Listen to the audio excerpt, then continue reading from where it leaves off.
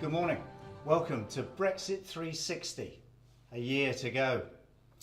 AHDB will be bringing you 6 15-minute broadcasts across all of the sessions today. We're going to be looking at the implications, the big implications of Brexit and what that really means to agriculture and the horticulture industries.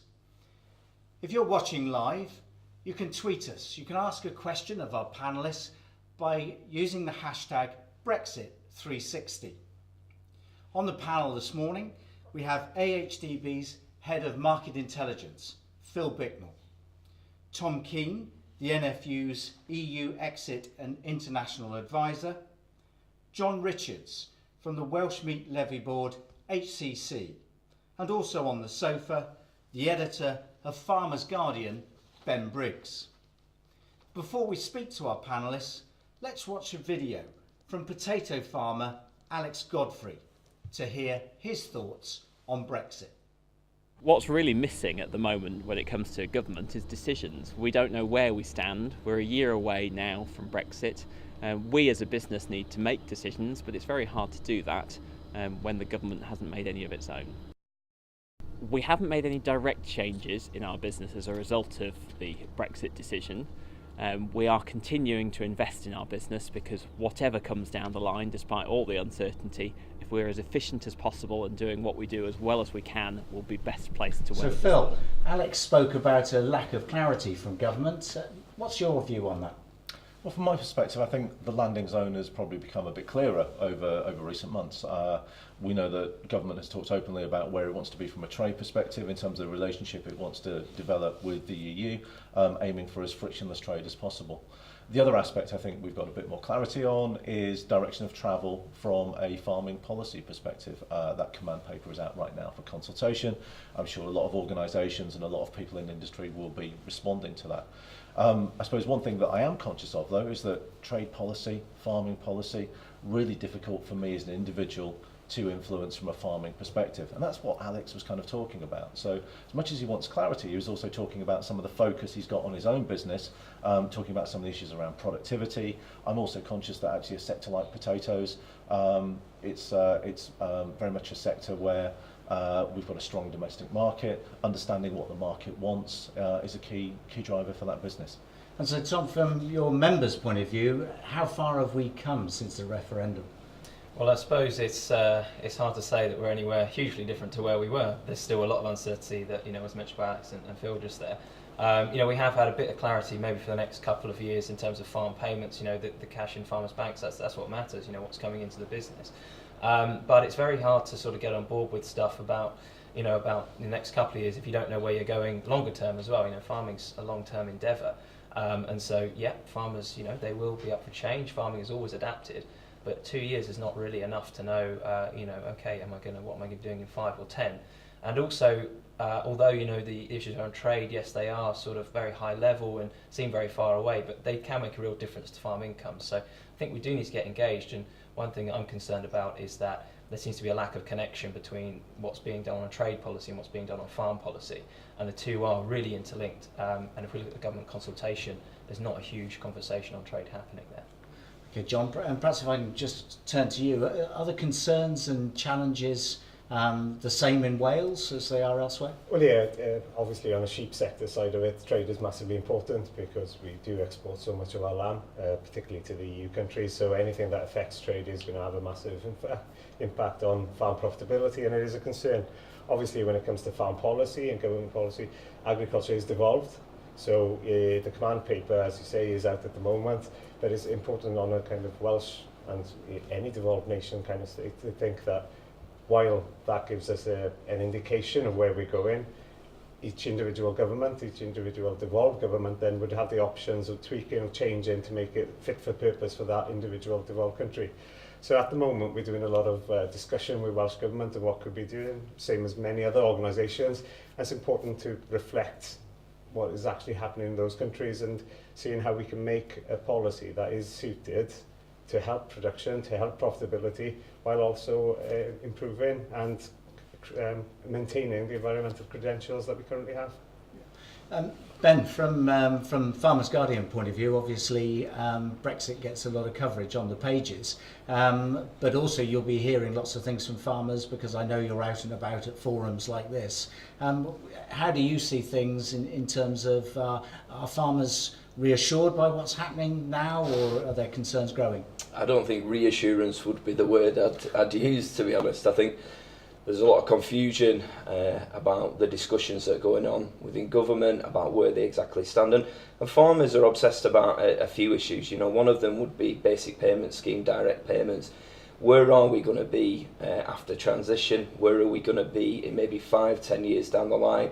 You know, there's a lot of talk around an environmental policy, but some of them get concerned that food production and farming is being lost in that debate, and I think that's a real concern. I think also you've got the labour issue as well, so some of them in the horticulture and maybe salad sectors, you know, about seasonal labour and what you can do if you've not got people coming in from Eastern Europe. You know, the currency's dropped, so it's not as appealing to be here at the moment. Maybe there's a slight sea change in attitude towards foreign workers, and I think there's real concerns about how do you man your farms, but also the processing sector as well. I mean, we've got some huge abattoirs that employ maybe 90% Eastern European workers. How do we keep those going in a post-Brexit scenario? So those are the concerns that farmers have got at the moment, but we've also got to be concerned, just aware that we don't get this Brexit fatigue with them. You know, we can see today the weather's still a big issue.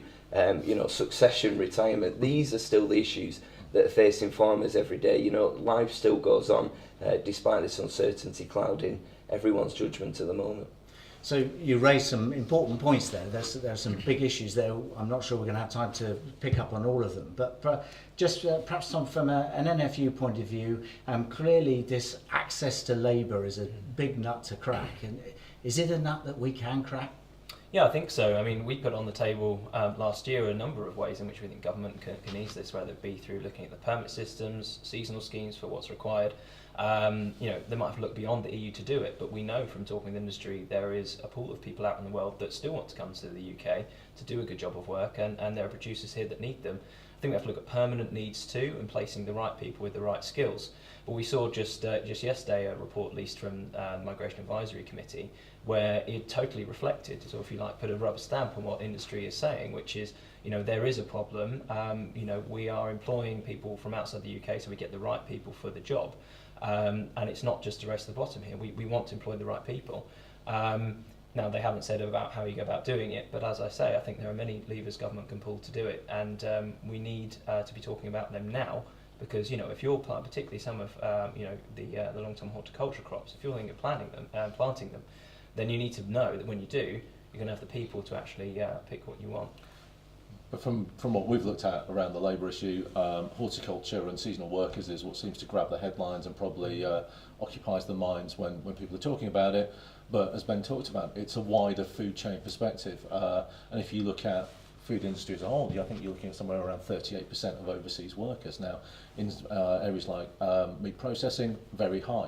But the reality is, you look at the UK food supply chain today, there is a certain reliance on overseas workers, and that's a challenge for us. Ben, you raised succession planning. You talked about that. Now, that's something that I know AHDB and a number of organisations are very concerned about, sort of when it's business as usual, if you like. Yeah. But now, particularly with Brexit looming, succession planning has to come up the agenda, doesn't it? It has to come up the agenda, but I mean, if you look at some of the figures from the Farming Community Network, I think succession planning and family fallouts are at the heart of a lot of business breakdowns. You know, it's been an issue that it's so emotive, and it's so difficult for some families to have that discussion and to work together. So Brexit ultimately will bring it further into the limelight, because you're going to have to make tough decisions about the future of your business. But how do you do that if there's a slightly odd dynamic within your business? So the succession and retirement element isn't going anywhere, and I think one of the other things that a lot of people will tell us at Farmers Guardian is allowing farmers to retire with some dignity as well, allowing them to exit the industry. So some of the young people we speak to are really gung-ho. They really want to make a success post-Brexit because they think there's going to be all these farms on the market, but it doesn't change the issues that are endemic to a lot of those businesses at the moment. And I know that NFU and others are working on that, and it's an issue that isn't going away and just hasn't been solved just because we need to make a decision. But I guess from a Brexit perspective, it's can be that prompt to have some of the discussions around succession and do the the what if questions. And I suppose trying to run through different scenarios, what might Brexit mean, what might it mean for our business if direct payments are lower or aren't there at all? Because from my perspective in the long term, I think that's a very kind of clear signal to where we're going. Probably asking some of the questions about, well, are we in a good position to potentially benefit from more of an environmental focus?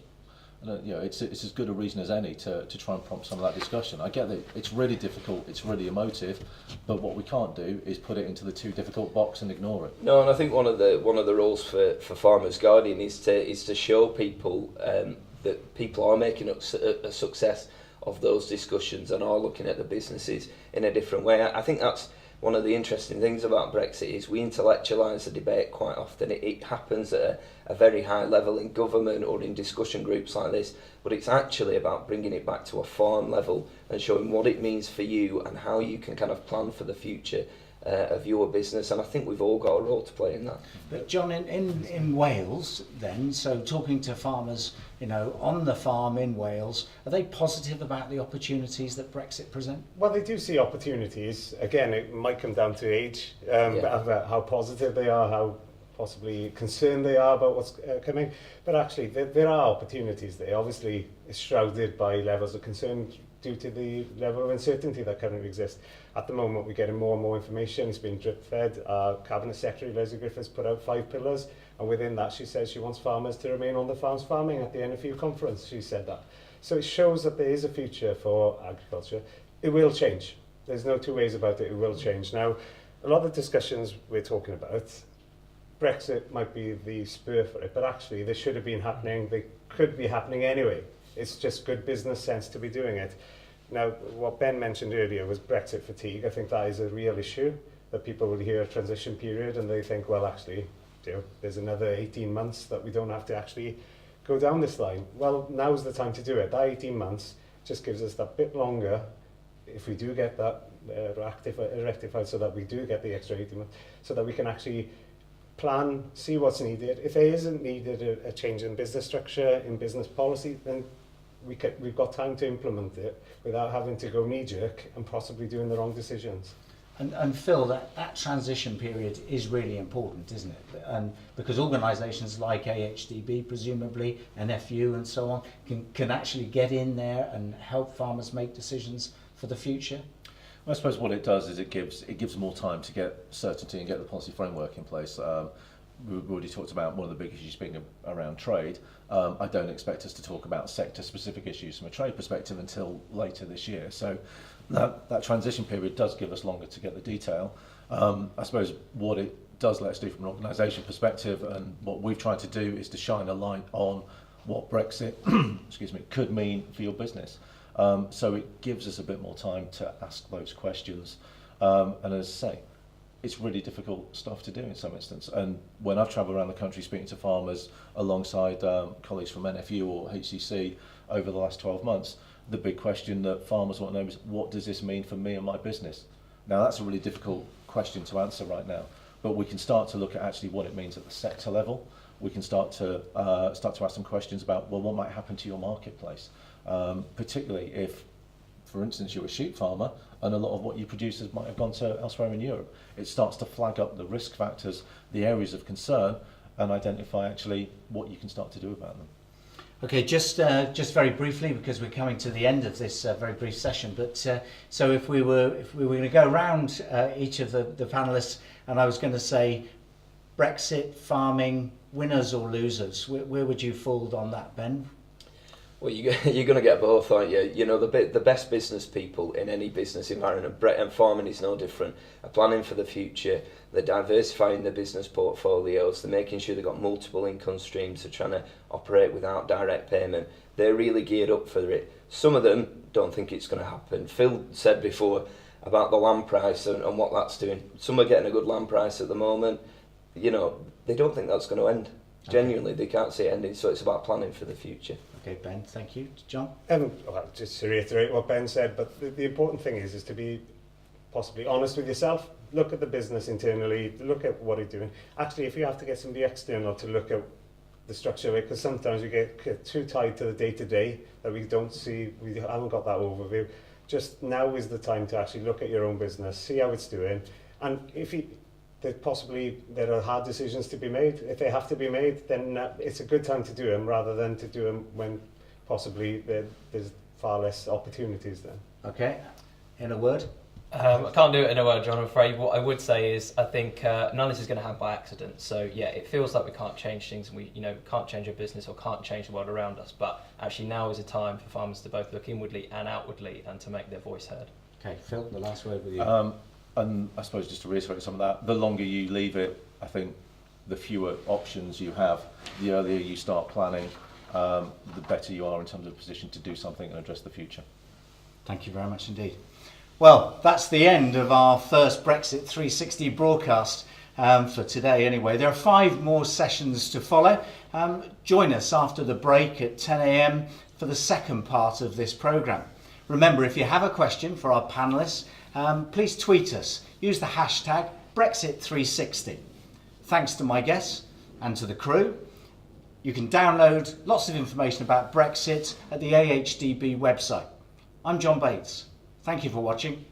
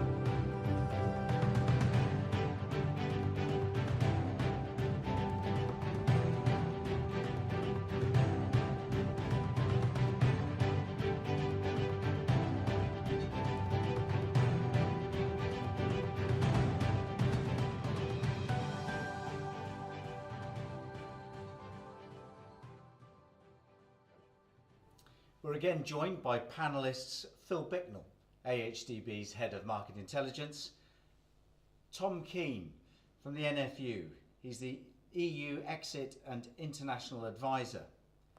John Richards joins us from the Welsh Meat Levy Board, HCC. And last but not least, Ben Briggs, Editor of Farmers Guardian. We asked you to tweet in questions for the panel. So let's just have a look at one of those questions that you've sent in. Will Evans asks, with all the increased focus on environmental schemes, with talk of a green Brexit, how can tenant farmers who may be renting land on relatively short-term FBTs, with all their associated restrictions, benefit from this? So who would like to pick that one up? Is that, that's one for you? Go, John. So I think you can outline principles which would mean that tenant farmers, with the specific challenges they face, can be part of this. And we want all farmers, or as many farmers as possible, taking part in these schemes. We had 70% not too long ago, and we want them to see that again. So how do you make that work? Well, in principle, what the NFU advocates is, for this scheme to be, a range of different options that farmers can do, from 1 year actions to multi-year actions, and it's the person undertaking the action, taking the risk, managing that piece of land that actually gets the payment. So the principles are there. We obviously have to work out the mechanics, but I think it's very much at the forefront of our thinking in terms of how it can work in the future. So in answer to Will's question, I think that you certainly can design a scheme to make it work for tenants. Yeah, definitely. I'm conscious that kind of when you look back at the agri-environment schemes of the past, when we hit that kind of 70% with ELS and HLS, you probably tended to see tenant farms were less likely to take them up, and smaller farms were less likely to take up access to the schemes. So actually that's a bit of a hurdle that we need to make sure we clear in developing new policy. The other aspect for me from environmental policy and wherever we end up, we've got that scope to think about it more broadly. I think in the past we focused quite a lot on biodiversity. We've got a great opportunity to be thinking about soils, to be thinking about water. That also takes us into some of the efficiency areas, and very much it feels like a win-win. Because if you can make the most of your soils, you're making the most of the resources you're using, it's also improving that productivity angle too. And there's a challenge there. We keep on mentioning about the challenge that's going to be for farmers, for our agricultural primary producers. There's also for policymakers and those that devise these schemes, that generally we think of Pillar 2 money, which is where this agri-environmental scheme comes from, as income forgone. There's possibly challenges there about ways to be innovative, look at new ways of how the scheme could work, possibly move it a bit more into Amber's box, so that we can support agriculture while also having this opportunity for environmental benefit, but also production. That needs to be key. So there's challenges for all, and we don't have to look at what's gone on in the past to actually think about what we can do in the future as to how these schemes work, particularly if more Pillar 1 money goes into Pillar 2, which makes the pot that much bigger, so we can make it a bit more fit for purpose, really. And it feels to me as well, actually, we don't have to look at the past, as you say. It's not just picking up and looking at what there might be, we might have done previously in England or the wider UK. Actually, it's a broader opportunity to look around the world and look at what does work and maybe what doesn't in some instances. Yeah. And I think in terms of looking at what works as well, for looking back, in terms of getting the most people involved, you've got to look at accessibility and the usability of these schemes. And if we're being totally frank, the current set of scheme out there, countryside stewardship is not working. Farmers are, they're looking at it and thinking, look, it's just not worth my time and effort. And it's not they don't want to take part in those things. It's just that it's so bureaucratic and so many hoops to jump through. It's just not worth it. And I think we are seeing a recognition of from government, and they certainly, in some of the speeches by Michael Gove and in the papers, we do see, looking to make it as accessible as possible. I think it's absolutely key in getting buy-in, is making it work. Yeah, you have to simplify it, don't you? Because ultimately you can have those high aspirations that underpin the policy, but from a farmer's perspective, it's how much bureaucracy is involved in. If you see the backlash that some of them have against assurance, but they don't want to be in assurance schemes because of what they perceive to be an onerous amount of paperwork. And I think it's the same with the stewardship schemes as well, is just simplify the process, make the entry points as easy as you can, and I think then they will come to it, and you will get the buy-in that you want. Well, simplifying, but perhaps also allowing for some longer term planning. So we've got another question that's come in where the questioner asks, as an independent country, will we see policy changes after each new election, and can we lock in policy for the longer term? That's a good question. I suppose unconscious from an EU perspective under the Common Agricultural Policy, what we have set out is and operated under is a series of 7-year frameworks. That takes away some of the politics from it. It also gives some clarity. So it's interesting that we look across to Europe right now. They're kick-starting that debate about what the CAP will look like through from 2020 to 2027. For me, agriculture and food production is a long-term industry. We make long-term decisions. The paybacks, where there are some, are on a long-term basis. The risk of policy being changed based on changes in government could lead to some really varying knee-jerk policies, and I'm not sure that is the right sort of environment for farmers to be making business decisions. But I think that's heightened at the moment, isn't it, because of the divergence between the political, especially if you look at Westminster with Labour, with Conservatives, how far apart they are on many issues. There would be a concern that if you got a Labour government, what would happen to agricultural policy at that point. So I think farmers are worried about it, and I think, as you say, the industry is such a long-term game. Food production is not. It might be a yearly cycle, but the planning is over decades, and I think we do need some certainty definitely on that level. Yeah, because to answer the question, the danger is, yes, it could change with governments too. They could change policy unless something is brought in to say that it can't.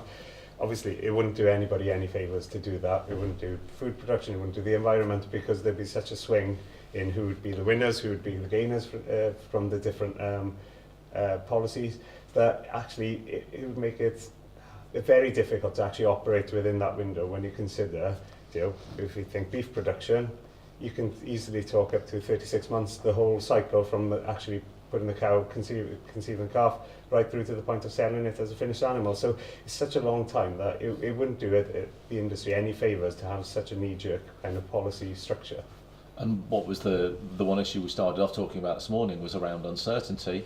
I suppose it could add potentially uncertainty into the mix, and not just from a farming angle, but if I was owning a meat processing plant considering to invest, well, actually if policy is going to change significantly, that might impact on my views and my decision.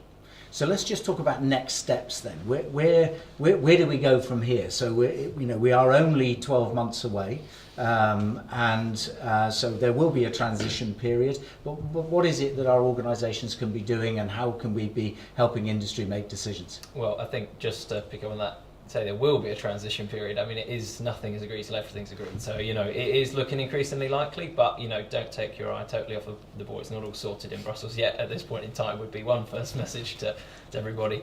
In terms of where we go, so you have obviously negotiations going on. We need to be, aware of what's going on there. But immediate next steps are, well, DEFRA has put out, what it said, what it wants to do with policy in the future. And we as an industry, as farmers, need to think, well, what's in it for us? What needs to be in there? How do we need to respond, and standing up and actually saying what needs to happen, as well as obviously all the practical things these gentlemen have mentioned as well today. In terms of, from my point of view, one of the key things missing is food production, the importance of it in this country for a variety of reasons, and getting also the wider public on board with that too. Just to chip in from my perspective, one of the other things that feels like it's doesn't jump out really clearly is around some of the volatility challenge. What have I spent much of the last 10 years talking about from an agricultural angle has been about volatility, whether that's been in cereals prices going north of £200 a tonne to dipping below £100 a tonne, whether it's the roller coaster we might have seen in dairy markets, significant volatility that we face from agricultural production perspective. Now in the past we've had some European mechanisms that have helped under CAP, particularly around dairy being the market management. If I look across the pond to the USA, where they've got insurance mechanisms that help manage that volatility, that's one of the areas that for me it feels like we probably need to be just focusing a little bit closely on about what mechanisms might we have, if at all. because for me, volatility isn't going away. If we're going to be open to more competition on more world markets, that exposes us more to supply and demand fluctuations, which is going to be meaning price variation. Well, and you also look at what volatility's done, like you say, within the dairy markets to the mindset of those business operators, because they haven't been used to dealing with those peaks and troughs like they have maybe over the last decade. So I think from Farmers Guardian's perspective, it's about maybe sometimes asking those questions of the levy bodies, the unions, the representative bodies, about what you're doing to help farmers get to where they need to be, because ultimately a lot of it is mindset and that ability to cope and that ability to project your business on a long-term basis, which traditionally in farming there's been quite a lot of short-termism. Yeah, and some of it comes down to the areas around business planning, scenario planning, preparing budgets. And the question I always get thrown at me is, but what's the point of preparing budgets when things change so quickly? Well, the answer is prepare them again and do them again, and that's the whole rationale. But it's a challenge because in a something like a grain market where we used to see prices alter very, very little from season to season, to some of the volatility that we've seen in the last 10 years, well, a much, much different business environment. But from a Welsh perspective, the next step for us, I suppose, is on the policy side of it, we're expecting over the next few months the Cabinet Secretary to announce the kind of command paper, white paper, whatever you want to call it, for the Welsh perspective.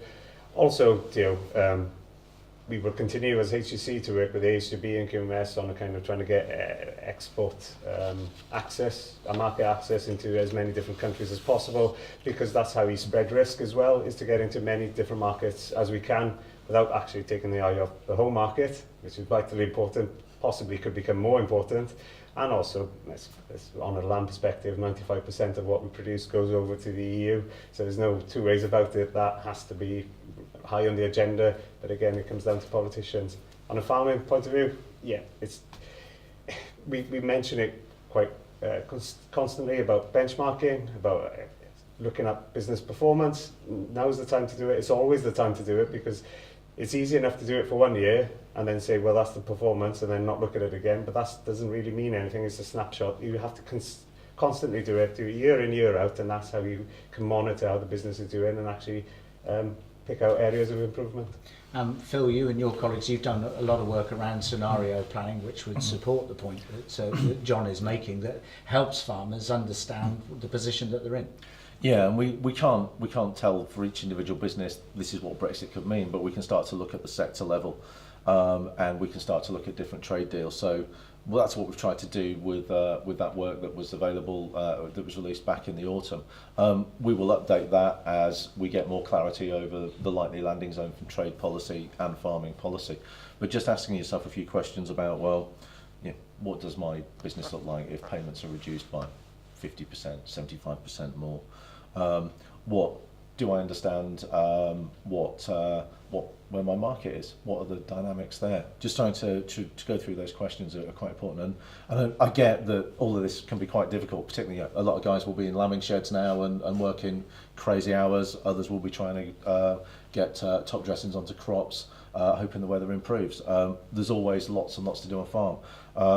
But one of the things that we're trying to work out is how do we try and make some of this easy. So that modelling work that we did will shortly have available online, so people can punch in their own numbers, so hopefully make it more relevant to their individual business. The other bit we'll try and look at developing a bit of a decision support tool. So ask a few simple questions, answer those questions, and it focuses you on what we think is probably the biggest area to pay attention to. So trying to make it as accessible as possible and cut through all the information that's out there. So Tom, there's a lot that can be done on farm to self-help, if you like, supported by the NFU, by AHDB and so on. But also there's a lot of political work that needs to be done. Yeah. Well, I already mentioned about responding to the consultation, getting as many farming voices as part of that as possible. I also think we've never had a better time to talk about food, and particularly British food. Arguably, it is obviously there's a lot of negativity and things going on, a lot of uncertainty, but actually. I think it's another huge opportunity to say, right, okay, we're looking more inwardly as a country. What do we do here and what do we do well? Well, we do food really well. We do our countryside really well as well. So support the people that do it. And us as farmers, I think the best advocate for farming is a farmer in your everyday life, whether you're driving down the road or walking across a field. Just think about that. Without the public and without people on side, we won't have the political support. So I think now more than ever, it's time to just, in general, just be talking about farming and all the benefits of it. So plenty for Farmers Guardian to be covering in the next 12 months.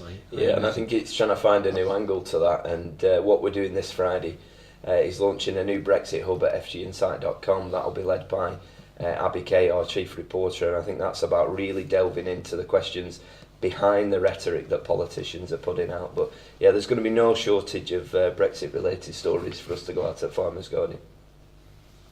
Thank you. Thank you very much indeed, gentlemen.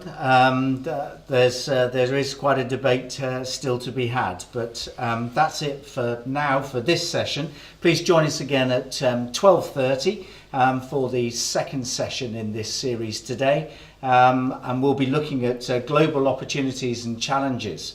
Remember, you can ask questions of our panellists, and to do that you can tweet us using the hashtag Brexit360. A lot of the information that we've been talking about today is available on the AHDB website, so please go to www.ahdb.org.uk.